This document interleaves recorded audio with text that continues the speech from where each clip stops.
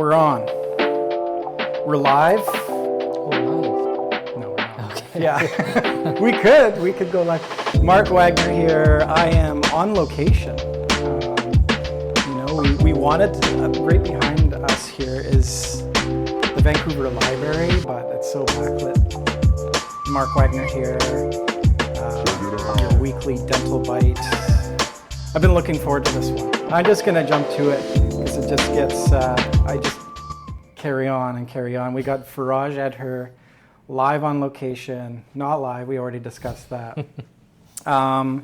How's it going? How are Good. things? Good to see you. Our annual check-in. Yeah, our annual check-in. That's I was thinking about that on the drive here. I feel so naked now without the like I'm used to monitoring. How, like you just said, that it's tumbling along. It's tumbling along. Yeah, is it moving forward at least? Like what's sort of causing the tumble these days? Well, I think that's the nature of progress. Always, it's easy for us to want it to be or make it look like it's a smooth glide forward, but the reality of moving forward is that you're tumbling forward, and that's how it's always been and will continue to be, I imagine. So yeah. Maybe like this morning, like even setting up as an analogy of that. Along with that too. Like we wanted to sit in this beautiful corner. We had these ideas of what it was going to look like, but it just turns into what it's going to be. Yeah. What a beautiful space. Thank you. Yeah, it's been really exciting to create the space for the BC Dental Study Club community. We've had it active since I think October of last year, so we've been using it, and it's made a big difference, I think. Yeah. A big difference for hosting all the programs and just having a space for our community members to be familiar with, and it's kind of like now their space, so it's been fun. Yeah. Well, I mean, like when you're building something, you're always looking at the paint on the wall, right? Like you see these things, but from the member perspective, what are you hearing? Like, are you hearing people are just getting good value out of the community? Like what's sort of been the feedback so far?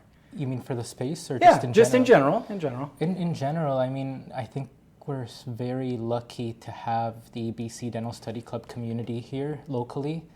From my perspective, and what we hear all the time from our members, is that it's quite unique to have this kind of supportive community that's like-minded but also very diverse and different, all moving towards the same thing, which is how do we better treat our patients and how do we do what we all do, which is stressful and, like you said, sometimes isolating, but getting to do it with a group that allows for us to have some sense of community and knowing that we're not alone in it, whether it's in the clinical education aspect or just troubleshooting real life problems that we all run into with the nature of what we do.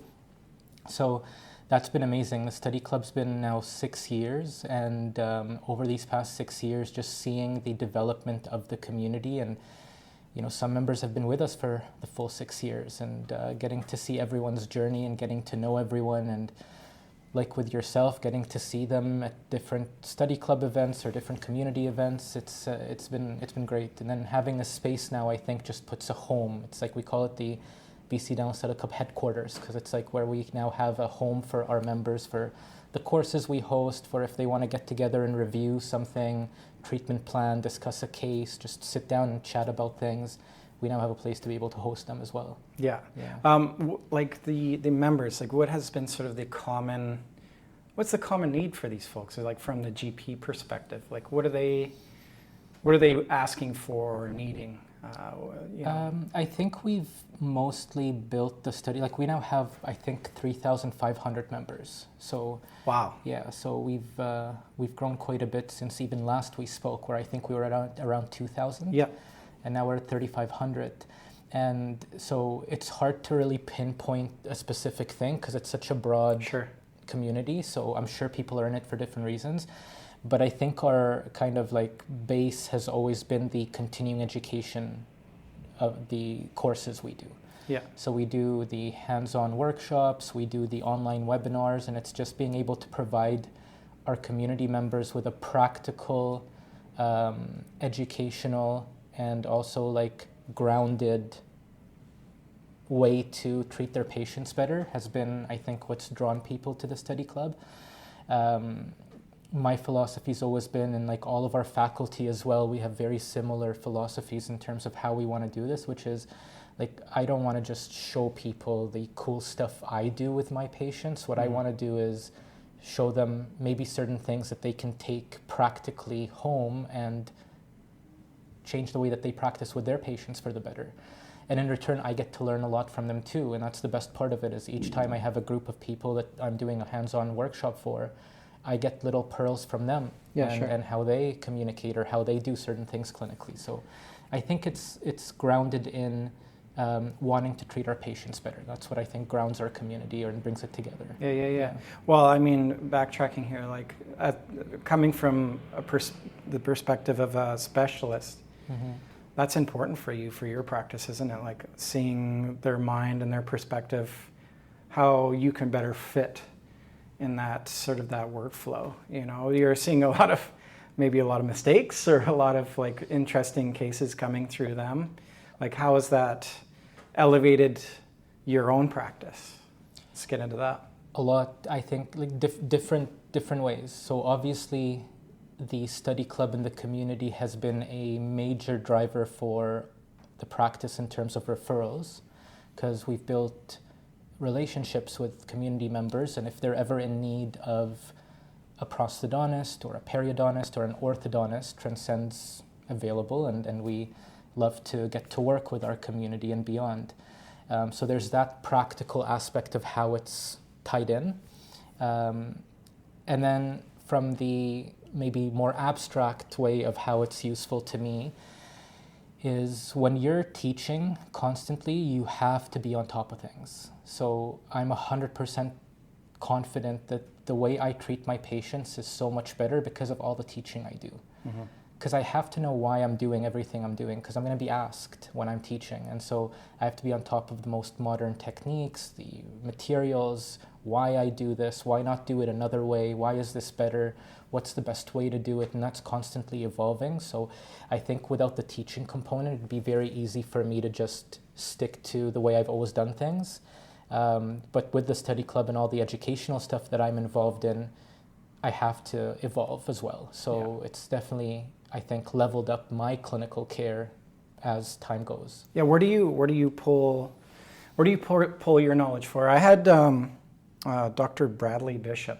I chatted with him not too long ago, and I like a community amongst specialists. You guys are kind of siloed a little bit, right? Like, where do you find, where do you pull most of your information from? Is it from a global perspective, or, where is that juicy bit of material that you go back to on a regular? Yeah, that's a good question.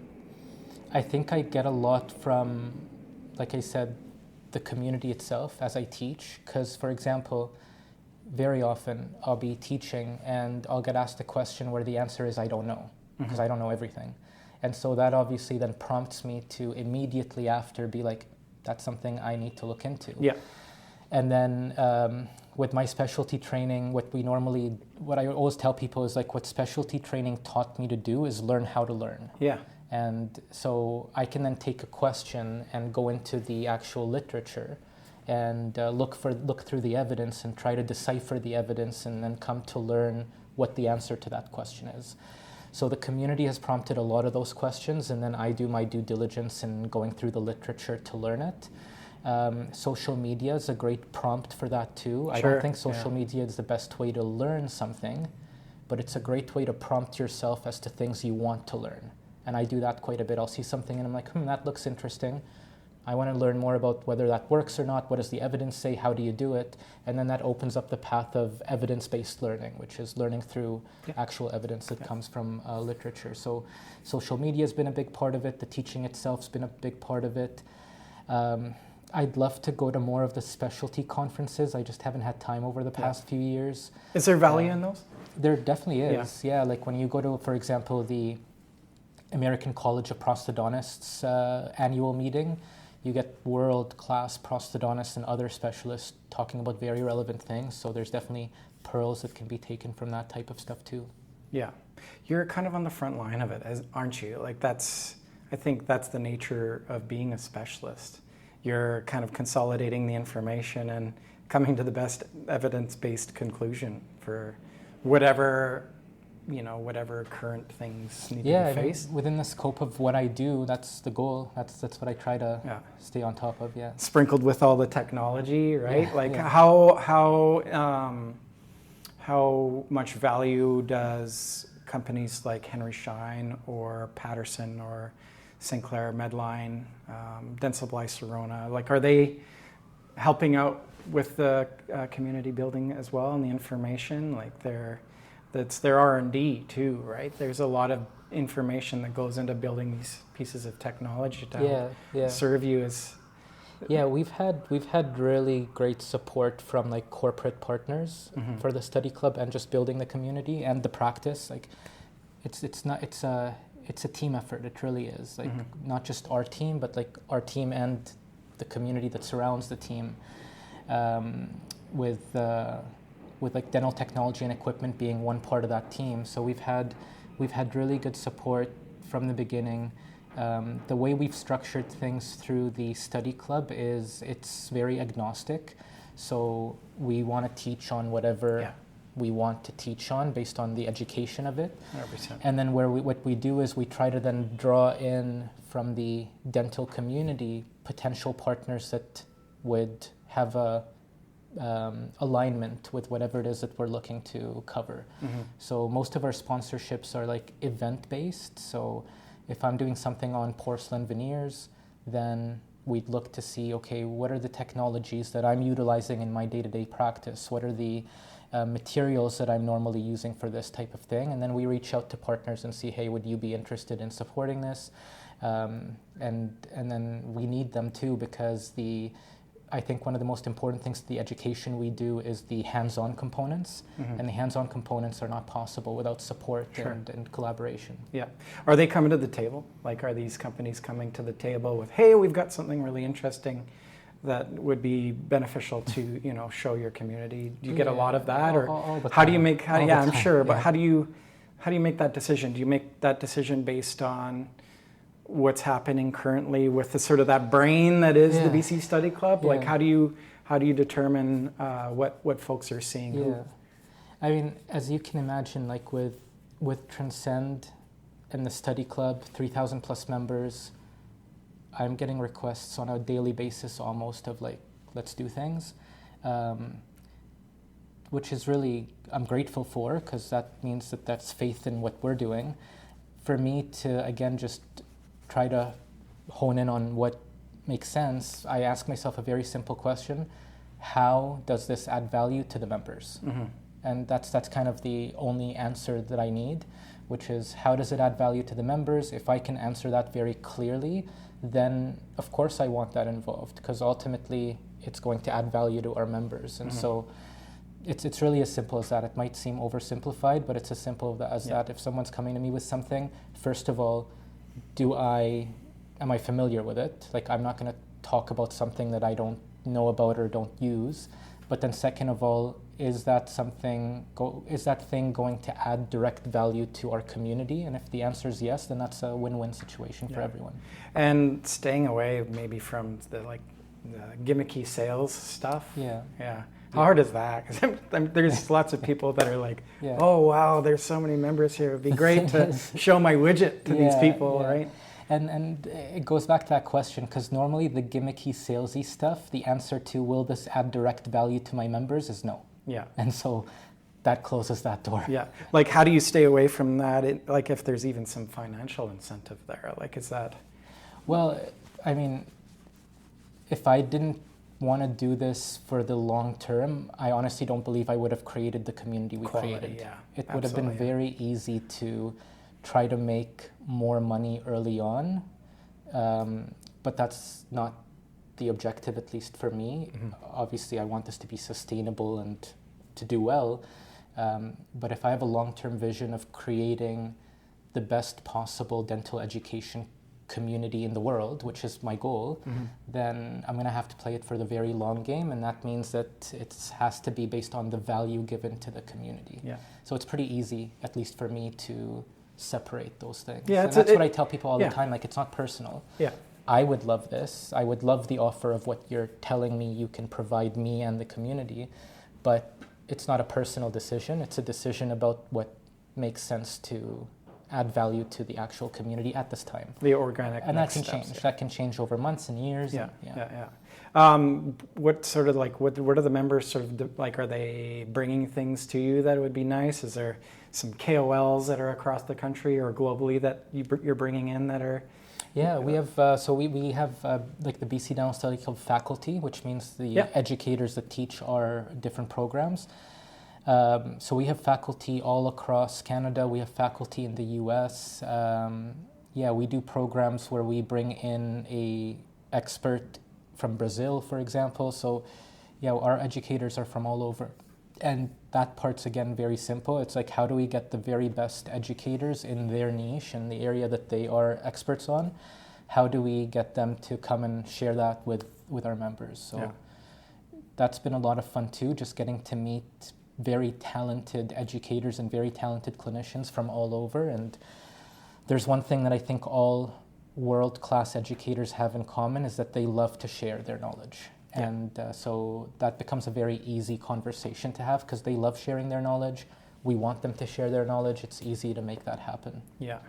What makes a good educator in your opinion? The love to share knowledge, I think, is the key part of it. The passion behind it. The passion behind it. The ability to share from a perspective that is detached from their ego.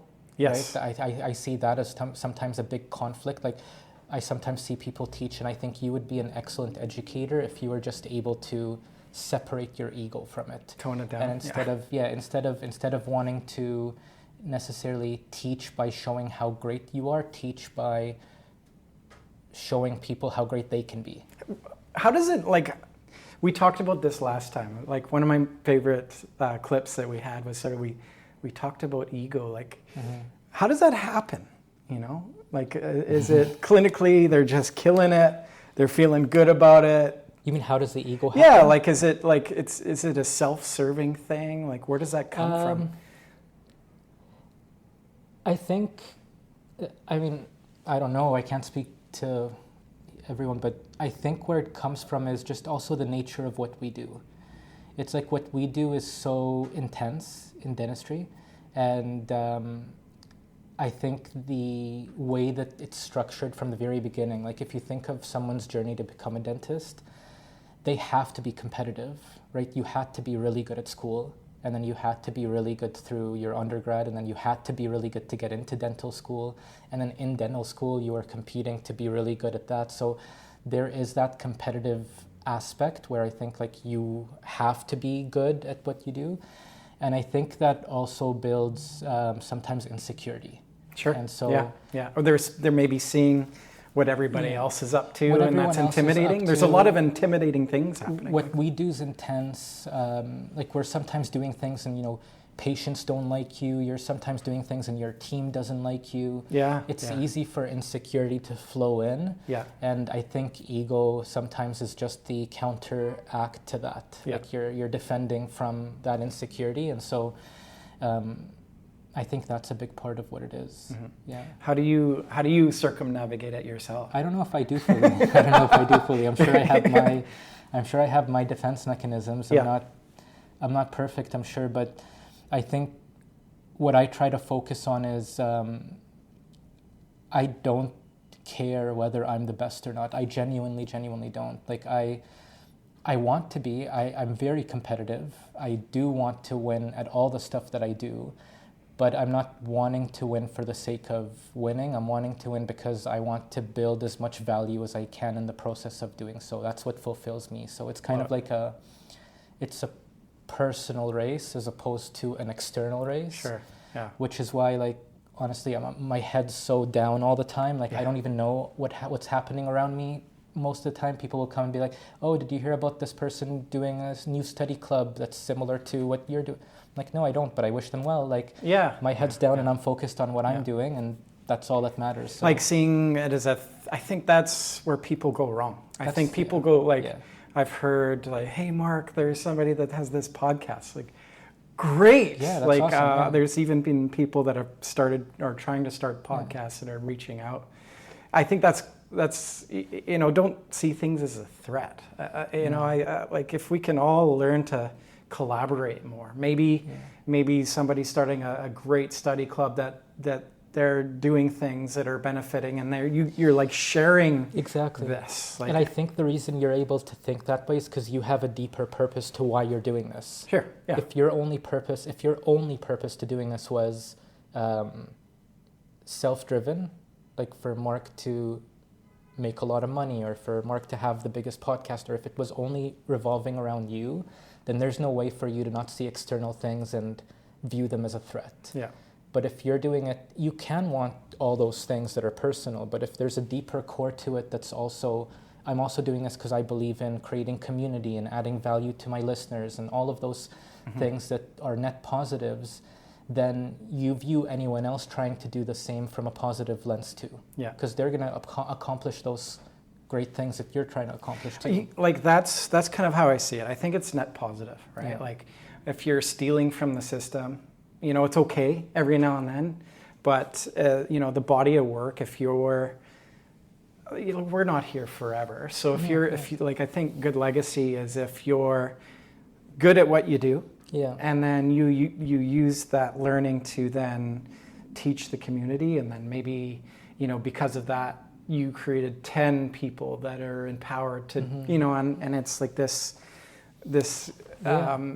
exponential growth part of like the base of dentistry is like it's a scientific medical thing. Like I think the body of knowledge there, the more that people are sharing and collaborating, I think the net positive, everybody benefits at the end of the day, right? For sure.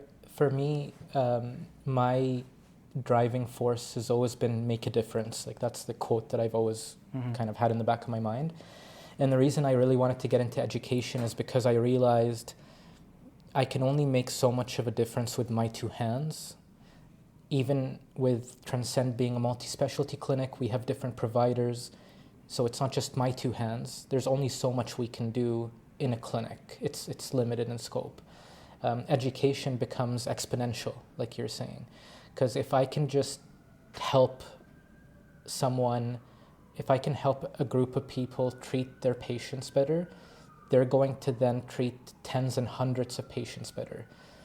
Take that up a notch now. If what we're doing, for example, through the study club, encourages someone to start their own study club, that's an even more exponential change, because now what we've done has inspired someone else to do something that's going to help countless other people. So it's like I view it as like a ripple effect, but it doesn't mean that it's not also fuel. Like I don't know how you feel about it, but like I literally, not making this up, had a call on Sunday with a fellow prosthodontist wanting to talk to me about advice for how they can open up a study club here locally. Yeah. And I think I had a 30-minute call just giving them all the information I've learned over the past 6 years as to how to build a study club or not. And to me, I was, again, very encouraged by that, because if they can successfully do that, then, again, it's exponential change for the dental industry and our community. But then at the same time, it's fuel for me to get better. Sure. Yeah. I'd love to see someone start a study club, and I'd love to see someone be able to take their study club to what we're doing, because that's only going to then fuel me more to take it to the next level. So to me, I don't view it as competition in a negative sense. I view it as competition in a positive sense. And the better my competition can be, that actually is a positive for me. I feel good about it, because then I know that the better my competition is, the more fuel it's going to be for me to level up. Yeah. And it's like a win-win cycle for everyone. And I think you have the right view of it. Like, if you're looking at it through your own lens and you're getting, hurt by it, like you're looking at it as sort of the big picture.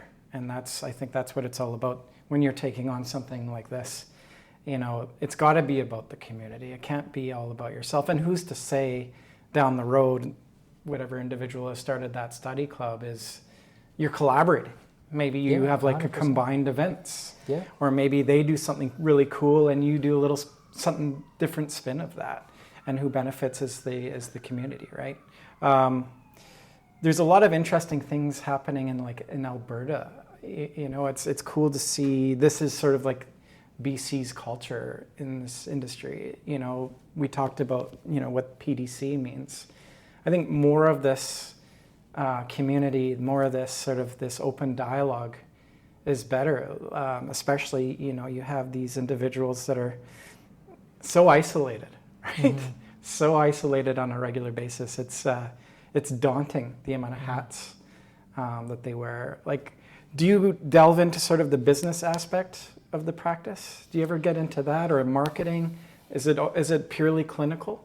For now. Yeah. Yeah. You should consider like looking at sort of the big practice, you know, running front of the house. There's like, we talk about state of mind, right? Mm-hmm. So, you know, state of mind, you're focused on all this clinical stuff. Yeah. You get pulled away from wearing all these other hats. Like, you know how that impacts you on a day-to-day. Has there been ever any thought on bringing in sort of like business leaders or a good accountant or anything like that? It's something that I'm actually very interested in getting into myself. Sure. Because obviously I firsthand experience on founding a clinic as a startup and growing it over a few years into a multi-specialty clinic and so on, and then I'm also wearing different hats with the study club and the speaking and the lab. We also have a lab that I'm responsible for like growing and all that aspect.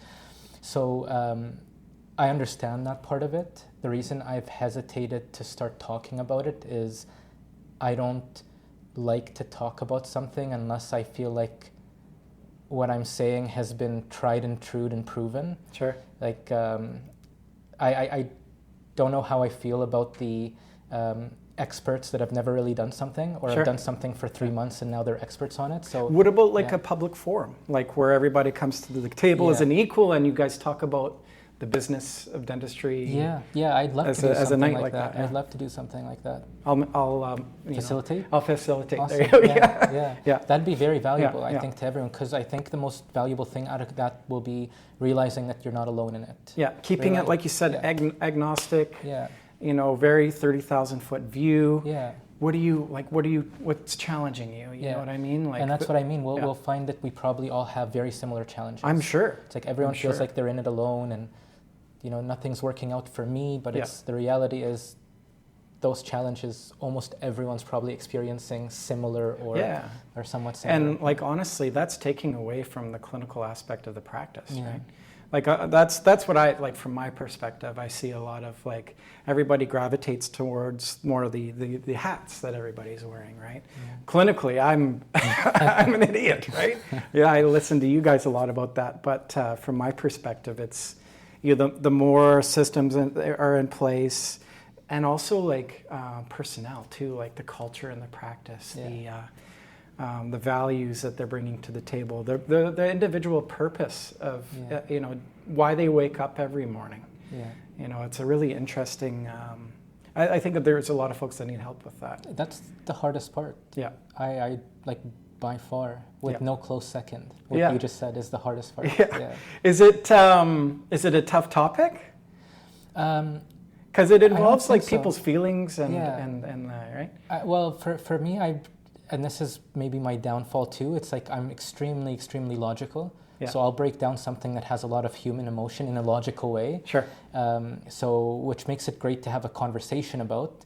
Makes it a lot more tricky to actually handle situations in the moment. But I think that'd be very valuable, because I think, at least from my perspective, that's the most challenging part of running anything, whether it's a study club or a clinic or a lab. It's the team, creating the team and managing the team and changing the team and all the things that come with that. And how have you navigated through that?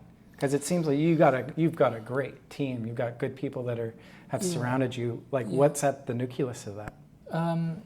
Well, I have my challenges too with that. So it's not perfect. I'm very lucky that I've had very good team members, and by very good team members, I mean we're aligned, because I feel like that's what a good team means, is that you're aligned on certain things. I always say our team has always been very different as individuals. Like, you can sometimes find it hard to find anything in common between us personally, yet we're so aligned in why we're here every day. And I feel like that's been the part to it. And I've been learning over the past few years, I've been learning to understand more what different individuals value more than others. I think that's been a big part of my learning experience. Without that perspective, it's easy to think, well, I would think of it this way. I'd see the value of it through this, but that's my limited lens. And what I'm learning to do is understand that people have very different lenses. What I think is valuable might mean absolutely nothing to someone else. And what they actually are looking for and would value would mean absolutely nothing to me. And that would be the disconnect. And unless I'm trying to decipher it and view it through their eyes, then we're going to be disconnected. And I'm just going to be thinking, well, why aren't you appreciating this, this, and that? And in their mind, they're going to be thinking, well, it's because I didn't get this, this, and that. Sure. And unless we know what those are, then... So I've been learning that and trying to understand that better. Keeping, I think, the bigger picture, like you said, in mind has been for me the North Star of this all, where it's like sometimes you have to make very difficult decisions, and sometimes you have to make decisions that might even hurt you in the short term. And the only way I found that anyone, or at least that I've been capable to do so, has been seeing what the long term looks like, and understanding that even if you're making short-term decisions that might be difficult, where, and I think talking to colleagues, that's one of those biggest challenges. It's that people try to avoid conflict at all costs. Yeah. And that does one of two things. Either it leads to you building up to something that's then going to just blow up, or it leads to you settling, and you just accept what ends up happening. And I think what I've worked very hard to try my best to do is not accept either of those options, where I don't want to settle and I don't want to just avoid something for the sake of avoiding conflict until it really becomes a problem. So what I've been trying to do is just approach things as needed, being thoughtful, being somewhat strategic, but confronting them as needed. And even if that means short-term turmoil, short-term difficult decisions, short-term challenges, short-term setbacks, all of that to me is still worth it, because we're building towards the future. What are the determining factors in that for you? Like, obviously, like long-term vision. Yeah. What influences that for you? What influences what the long-term vision is? Yeah, like, is that something that changes every day, or is that you have this? You know, are you looking 10 years down the road and this is your dream, and you tumble into that dream? What builds that for you? For me, the long-term vision very rarely changes. The path to get there changes constantly, and there's pivoting along the ways, and there's decisions to sometimes have to take a step back to then take 2 steps forward. All that happens all the time, taking, side routes and whatever. So it's not that there's a long-term vision and I just have a straight path there and I force it. No, but the long-term vision itself doesn't really change. So for example, for me, Transcend has always been about uncompromising quality. And so that's been the long-term vision from day one, and will hopefully continue to be the long-term vision for as long as I'm doing it. What that means, uncompromising quality, is something that I've defined very early on. Like, uncompromising quality to me means, first and foremost, patients get the very best possible care through experience, through what they experience at the clinic, through the treatment they get, through the technology that we use, through the material. All that's defined. So I know that that's what I'm aiming for, to achieve uncompromising quality for Transcend. And then how I get there shifts, right? Maybe I thought of doing it as just pros, and then realized I need different specialties involved, and then at some point realized I need a lab. So the path to getting to there changes. The same for the study club. We want it to grow into the best possible dental community worldwide, for us to help each other become better clinicians and treat patients better. And so how we get there changes. Initially it was online, and then we started doing in-person stuff, and then we realized, okay, we want to also do some social events. Now we're expanding to Ontario and the US, and we're running programs there. So the path to getting there changes, but the objective and the destination, I think, stays somewhat the same. Time-wise, how do you divide your time appropriately? Like, obviously, you've got great team members that are helping kick the ball down the field. But, on a day-to-day, you might be chair-side and there's some BC Study Club stuff on your mind. What is sort of, like, time-wise, are you, like, when do you find time to sleep? I sleep, no problem. That's my, I always say that's my superpower. That's the one thing that doesn't change. Yeah. It doesn't matter how bad of a day I've had. It doesn't matter how busy the next day is. It doesn't matter how behind I am. Yeah. I'm getting my sleep. Sure, yeah. And so that's one thing I don't compromise on. But outside of that, how I schedule is, first of all, I have a great team. I have a dedicated executive assistant whose main responsibility is to organize my time. And so that to me has been a very important aspect in being able to do all of this. If it's not scheduled, it's not going to happen. So example you gave, I'm seeing patients all day and there's a study club thing that I need to deal with, then the study club needs to schedule a time for us to review what needs to happen. Obviously, if there's emergencies or things, then we'll figure that out. But outside of very urgent and unexpected things, then it's just all organized and scheduled. I love what I do, so I work a lot. I'm not gonna lie, like I work a lot. So I work, 14-hour days. That's not abnormal for me. I work 6 days a week. That's not abnormal for me. So I think to be able to do all the stuff I do, it's a conscious decision that I've made where I enjoy it, and this is the type of lifestyle that I am willing to live and enjoy living.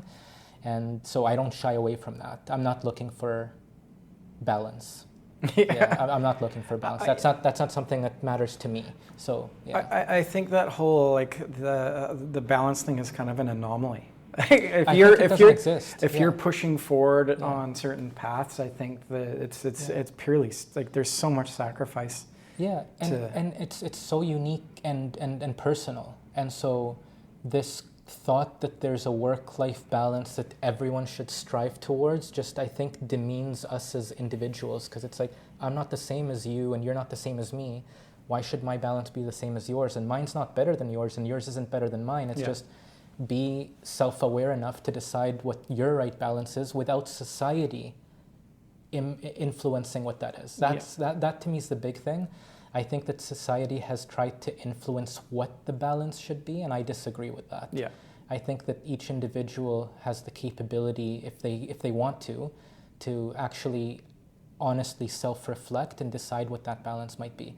And for some people, that balance is, I want to work, 20 hours a week and spend the rest of my time doing other things I enjoy in life, and that's perfectly great too. You know what I mean? So there's no right or wrong. It's just being truthful with what it is that works for you, and this is what works for me at this stage in my life. Mm-hmm. Maybe at another stage of my life I'll have different perspectives on it. You paused there. Yeah.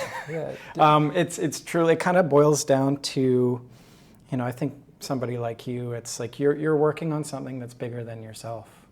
I hope so. Yeah. It's not. Oh, you're humble in saying that, but you truly are. Like it's abundantly apparent. Like the amount that you're giving to the dental world is significant. And I'm, you might just be like whatever, but it's true. Like this is like kind of your gift to the community. Like sure, there might be some great beneficial things that you get out of it and a lot of personal fulfillment, but this wouldn't be as successful as it is if. You know what I mean? Like everybody's buying in, so there is value to that, and I see the community stuff. I think is just as important too, like the events and getting together and just being amongst. Like if we were all the same species, right? Like we're all seeing the same things. We can talk the talk and not feel so alone with it. I think that's a huge part of it too, isn't it? I think so. Yeah. I think that's one of the most important parts of it all. Yeah. Yeah. Like getting pulled aside, and like I'm sure you've heard a lot of sort of personal battles that people are going through, and Yeah. you know, you guys are offering help. I'm sure like that's what the community does. Like you lift each other up. I think we all benefit from, you know, it's such a like, yes, there's all this like online stuff happening. Yeah. But at the end of the day, it can be kind of white noise too. Like if you're not involving yourself in it, some people don't like have an entry point into it as well. Like, you know, there's people on social media that are putting themselves out there, but you know, it's kind of like they're just there's no reciprocation to that. So like face-to-face stuff is where it's all at. You know, I think. You know, you cooked this thing out of COVID, right? Mm-hmm. It started off online. Yeah. But how it's great being face to face. Yeah. Nothing beats that. 100%. Like there's sort of like a wavelength in being in the presence of people. Like it's a cool thing. Yeah. That's why I think the PDC is so much fun. Like obviously it's a busy day for CE and being on the floor and learning a bunch of stuff. My favorite part is like running into Faraj on the floor and like, hey man, how are you doing? I haven't seen you in like 6 months, right? And we're all sort of like getting pulled in every million directions, right? Yeah. I think if we're like creating something like this, gives everybody maybe an opportunity to like add something to the community. Yeah. Right? Yeah. You know, it is sort of your baby, but you know, you have colleagues that are involved, like faculty members too. How fun is it for them to get up in front of the room and talk to the group too? I'm sure they love it because, like you said, being a great educator means you love to share, and I think that's what the study club's really been able to provide. It's a platform where people can share at a very, very high level and a large scale. Mm-hmm. So when we invite someone, for example, to give a webinar for the study club, that webinar is probably going to be watched live by close to 200 people. Yeah, how many people are you getting online versus in-house? Is it like they can go watch the recording too, I'm sure, right? Yeah, so we get people that watch it like live as it's happening, and normally it's around like 200 to 300, let's say. Do you get a lot of like the folks? I keep jumping in here. No, yeah. Do you get a lot of folks like that are logged in that are participating too, like in asking questions Yeah, and as it's grown, it's actually become like I just did the webinar for this month on occlusion, and I couldn't get to probably half the questions. Yeah, it was just like it was already like 8:45, and we're supposed to end at 8:30, and that's amazing. Like I say that happily because that just means there's so much engagement. And then of course I invite everyone whose questions I didn't get to like reach out, and we'll find another time to be able to discuss them. That's my favorite part of it because like I'm sick and tired of talking to a screen. I've done it for so many years now, like you said with COVID. That's why I now refuse to give webinars except like for the study club and then maybe exceptional circumstances with certain types of things. The hybrid really works. The hybrid's good, and then if you are speaking to a screen, the best part of it is getting questions. Yeah. Because then you actually feel like you're engaging with other real human beings. Isn't that like part of being like involved in that type of format? Like, I think participation too shows how rich the material is. Thank you. Yeah. Right? Okay. No, that's one of the main. So when I'm like assessing a educator, for example, to see whether they'd be a good fit for the study club or not, let's say they're doing a webinar and we're assessing whether maybe we want to have them do a in-person workshop or something. One of the key things that I look for, I think you asked me this, but I didn't think of this point, is how much engagement do they get? Yeah. If someone's getting a bunch of questions, that's probably a good thing. It's either a really bad thing or a really good thing. Like, really bad thing if like people are asking questions where they don't understand anything. No question is a dumb question, right? Yeah.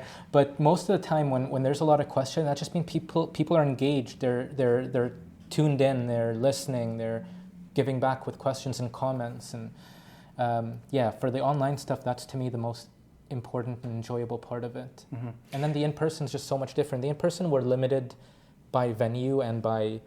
Like most of our in-person workshops are hands-on. Yeah. So those are limited in number. Like we have them from anywhere between 16 to 32, depending on how many instructors.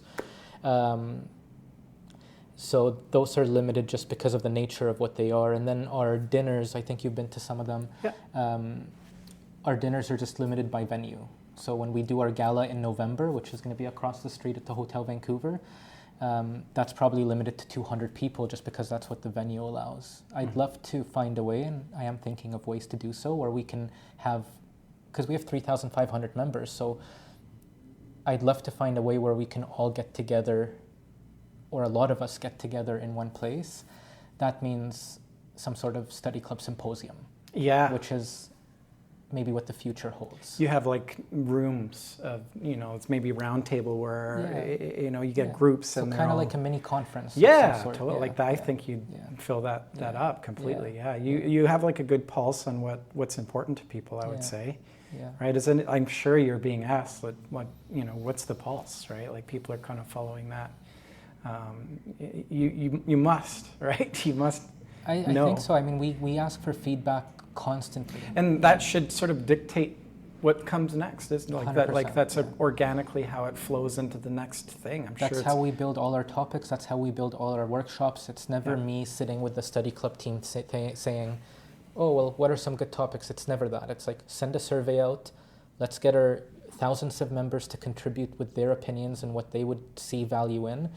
And then we look at that and we make it happen. So that's how we decide all of our scheduling. That's how we decide all our webinars. It's all based on feedback from the community. Yeah. When are you building like the course next? That's like you have all this accumulating material. What course? You're going to build a course. Like you must be. You've got like, what does that entail? Like is it a very basic level? Like where are you at with that? So we have multiple courses as a part of the study club. Like when I say hands-on, most of those are courses. Now, some of them are weekend courses, but we also have curriculums. Yeah, so for example, we have a 1-year implant training curriculum. Okay. So it's a full year. People sign up for it. They're committed for 12 months, obviously with an advanced schedule. It's 130 plus hours of education. Wow. And for that, it's an implant program. So we walk them through everything implant related. Treatment planning, the theory, the diagnostics. They come and do stuff on models. They come and do stuff on pig jaws. And then they bring in their patients and they place implants on their patients under specialist supervision, which is actually happening this Friday, Saturday. Oh, cool. They're bringing in their patients downstairs. They'll place implants under supervision. And then in November, we'll restore those implants. So it's a full year curriculum on implants. We're also doing a 3 to 4 day curriculum on occlusion. So that's one of the complex topics in dentistry about occlusion. Oh, yeah. And so that took me some time to figure out how I want to lay it all out. But I think we did a really good job with it because we just did it the first time this year. How do you keep occlusion sort of high level? Because there's all sorts of different philosophy, like the spares, the Kois, Pankey. Like how do you keep it sort of agnostic again? I did this one with Dr. Mariana H., which is a prosthodontist I work with as well at Transcend. So we developed it together, and for us, what we wanted to do is avoid tailoring it to any rigid philosophy. So the entire concept was, let's talk about what we know, what we don't know, what we guess, because a lot of it is just theory and guesswork, and just be very open about how it all comes together, and then tie it in a practical way. Because we do it practically. I'm a full-time clinician. I'm seeing patients 4 or 5 days a week, so I know what the reality of actually doing is. And so if we understand the theory, if we understand the philosophies, if we understand all of that, we can then say, okay, well, that aside, what do we actually do and see with our patients? And that's what we try to do with it, just make it extremely practical for people to actually understand, here's what you can actually do when you're seeing your patients. Yeah, because there's so many bodies of thought, especially when it comes to occlusion. And that's I think one of the reasons why it's such a mysterious topic. I always say this, it's not you, it's the education. It's because I think over time, with textbooks and different philosophies of occlusion, which are, some of them are really good and some of them are a foundational part of how we think about it now, it's been so restrictive. It's like, this is the way. And you buy into this way, and then that's the only way. Yeah. And that's what I think doesn't work with occlusion. How important is it to keep an open mind when it comes, like, obviously you're looking at evidence-based, but how important is it as a medical professional to keep sort of an open mind to new things coming through? Very, because no matter how high level evidence you go, and occlusion is one of those things where it's actually very low level evidence. Most occlusion is just theory. Yeah. And like, this makes sense, or maybe this we can correlate to that. So occlusion's low on the levels of actual like clear-cut evidence. Mm-hmm. But even when you do have high levels of evidence is just based off of averages a lot of times. It's stats, right? That's how you get numbers. So they look at 1,000 people, and again, the larger the sample size, the more likely you are to make an accurate conclusion. But at the end of the day, people have a standard deviation. And so if I'm taking this as my average, the patient in my chair may or may not be in that category. And so you have to have an open mind and clinical judgment to look at things and see things and ultimately say, well, I understand that the normal or average way to do this is here, but for this particular person or this particular tooth, it's a little bit different than what the average would be, and you have to have the flexibility to get creative sometimes within the scope of something that's evidence-based. So, yeah. Occlusion is just tied to everything of function, airway, the whole, like, it's really interesting. It's very broad and very mysterious topic. And scary for a lot, right? Yeah. There's a lot of that too. Like the folks that I've seen, like especially the veterans, they have the open mind. Like, they've been to Coyce and Spear, and like they've done it all. Like, I think that's like you're developing sort of your own judgment at the end of the day, and the way that you practice. Like, it's all about, that's the best way to do it. Having success at the end of the day with your patients and seeing them 20 years after you've done XYZ treatment, and it's still, you know, obviously they're taking care of their oral hygiene and things are, you know, that's doing their part too. The name of it, that's a big part of it too, right? Yeah. Patient education. Man, oh man, we could keep going here. We're approaching an hour here, Awesome. Believe it or not. Thank you for allowing me to come here. I always I gained so much chatting with you over the years, and you've always been one of the most hospitable folks in the industry. Yeah. What other thoughts have you had, like sort of like top of mind these days? Like, coming into this conversation, what were you thinking about over the weekend? Like, you seem to be like we talked about this before we pressed play here. Like, you're on the highway. Like, you're tumbling down the highway maybe. You're like, clinically, like the practice is like time just flies, right? Yeah, almost 4 years. Yeah, and then BC Study Club is right along that. You're in the same building, which is like logistically, it's such a coming upstairs. What's sort of like, let's talk short term. Like, where do you want to be? Like, what's your goal by the end of this year, sort of thing? I had a goal set out from the beginning of the year for what I wanted this year to focus on, and it was just strengthening the foundational layer to all of these moving pieces. That was my goal. Last year was a lot of building up with the study club, Transcend, more specialists, more courses, all that stuff, expanding into the US, expanding into Ontario and other parts of the country. So last year was a lot of building up, and at the beginning of this year, what I had committed to doing is I want to be very limited in how much higher I go. I want to just go broader to strengthen the foundation. So that's been my focus over the past 6 months, and will continue to be my focus at least for the next 6 months. How do we strengthen our team? How do we make any changes necessary within our team to be able to have a very strong foundation in systems and in people and in all those different things? I've been delving super deep into AI. Yes. And how much does that help? Let's go off on that tangent here before we. What are you using? What are you using it for? I said this on another conversation I was having, and it just, I think, clicked for me. Because people ask that all the time, how are you using AI? And I say, sure, I'll give you the answer today. But just so we're all on the same page, that's the same thing as asking someone, how do you use the internet? Yeah, that's what I believe it's going to be, right? Yeah, so maybe when the internet first came out, people would ask, how are you using the internet? Oh, I search for whatever.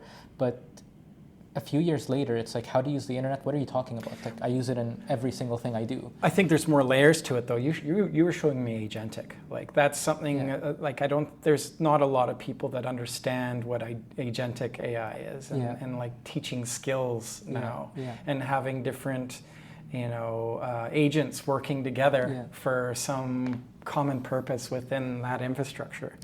Like, it's mind-blowing. It's mind-blowing. It's transformative. Yes. It's transformative.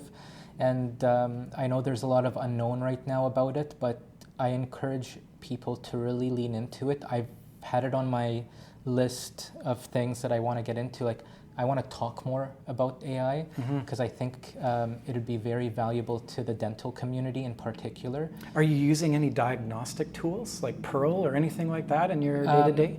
Not in our practice. I'm very familiar with them and I think they're great. The reason we don't use them is because as a specialty office, we're not like... You're not looking at caries or whatever, exactly. And that stuff's been developed for GP, I guess. Exactly. So it's really, if I was just seeing patients for screening all day, no-brainer. 100%. Like no-brainer, But we use it in a lot of things. Obviously, it's built into a lot of the technologies we use clinically, whether it's the scanners, whether it's the implant planning. We've recently integrated virtual jaw tracking into our practice, which has been a game changer for us with all the larger reconstructive work we do. We talk about occlusion. That very heavily depends on AI too, in terms of, that's actually pretty crazy how they use it because they have thousands and thousands of patients in their data sets and it allows them to use AI to interpret the ideal functional movements and relationships. So there's that clinical side of it. I'm implementing AI into the actual systems of our practice and the study club too over time. I redeveloped our entire infrastructure for how we administrate the clinic into something that I think has been just a lot more efficient for the team and a lot more user-friendly and a lot more measurable. For me, I have, like you said, multiple AI agents that help organize a lot of what I do. Like my AI agents will probably have sent me 3 or 4 Telegram messages during our 1-hour conversation, updating me on certain things and asking certain things and telling me that I have to make decisions on certain things. And it's mind-blowing. It is. It's mind-blowing because this is all in the span of less than a year. I know. Yeah. Like, goodness. It's just the capability alone. Like, if you're just talking about like from square one to just the day-to-day, like even just like question information driving, it's wild. It's so I've been coding and I don't know how to code. Yeah, I know. Actually, like you can build a website and like built multiple websites, multiple CRMs, and I don't know a single thing about code. It's like we can. That's a whole other podcast where we can dive down. Yeah. But I agree. Like obviously, there's some negative connotation out there with sort of the environmental resource using capacity of it. And I agree with that. I'm just pretty confident that we as human beings are going to figure it out, and that problem will probably be solved. Yeah. And there's already, I think, like some big companies saying, okay, we figured out how to cut the water consumption down by 80%. Yeah. And now it's a matter of making it cost efficient. So it's the same with any technology we adapt as human beings. It's like initially it's very inefficient. It has a lot of waste. It doesn't work well. We put lead in our fuel and we correlate it to all this stuff and we take the lead out of the fuel. Right? We poison ourselves for a little bit. Cars. Right. Yeah. It's an interesting technology is. I think you said it when we started off on this. Like you just got to lean into it. Yeah. Like the benefits are massive. Just on, somebody like yourself too. Like on a day-to-day, how many processes in your own mind are going full-fledged. Like if you can purpose that with like agents that are sort of leading those fronts, and then you have human intervention interaction with it. It's a beautiful thing. I can very honestly say that in the past year of starting to really delve deep into AI, and again, this is something I want to like talk more publicly about because I feel like a lot of people would benefit from hearing it. I've probably at least 5x'd my personal productivity. Yeah. So, yeah. I can't do what I'm doing without it. Honestly, I we'll compare notes at some point. We should go for lunch or something. I'll tell you what I'm up to. I'm writing a book too. Like, it's I'm doing so many things, right? I'm writing a book, and I'm wanting to like make episodes of each chapter, and I'm animating it. Oh wow! So it's just like creative outside stuff. Outside, it's my own personal thing. I'm Really working cool, on this with a buddy, and it's been so much fun. Wow! The capabilities of like, boom, you have the character that you're writing about up on a screen, and it's like, whoa, this is amazing. Yeah. Wow! Like No, we've got to sit down and chat more about this. Yeah, like it's the ability that it's bringing to people's fingertips. I just. Like it's so empowering. Yeah. Like like obviously animators are looking at this like threat, as a threat, but as individuals, I'm sure with their creative ability and creative mind, if they'll use it better than they're going to use it better than anybody else, and it's all input based. It's all prompt based. Yeah.